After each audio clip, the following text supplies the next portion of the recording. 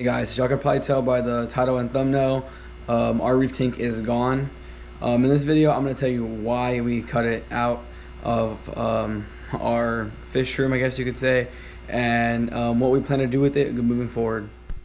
So as y'all guys can see, there's still a little bit of coral left. That's just what's remaining. We had a lot of coral dying off, a lot of problems with the tanks, algae and things like that.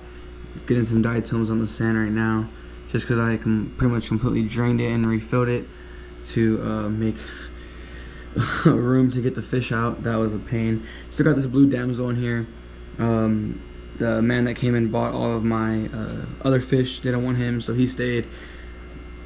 And then I'm actually keeping the snowflake eel. He's in here somewhere, but since I did this rescape with a ton of like little hidey holes, he really hasn't been out as much, just at feeding time. It's been a few days now since we made the switch, but yeah, so what we plan to do with this tank moving forward is just to make it a little bit easier on ourselves. The maintenance is killing us, especially with all the other stuff going on in our life and things like that. So we just decided that it would probably be easier on us and everyone else if we just went into like a fish only tank. Well, kind of close to a fish only tank. There's some weird green polyp right there. I don't know if it will focus on it. Don't know what that is.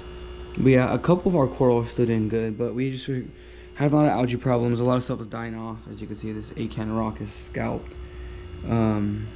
So drained it, took the fish out, refilled it, and it's kind of not really recycling because the media stayed wet in the filter. It's just kind of re-going through its little phases of I guess being seasoned.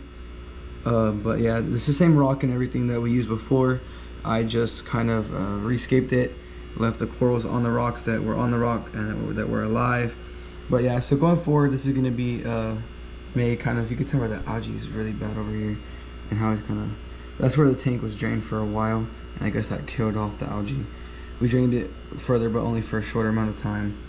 But yeah, guys, this tank is going to be moved to a predator tank.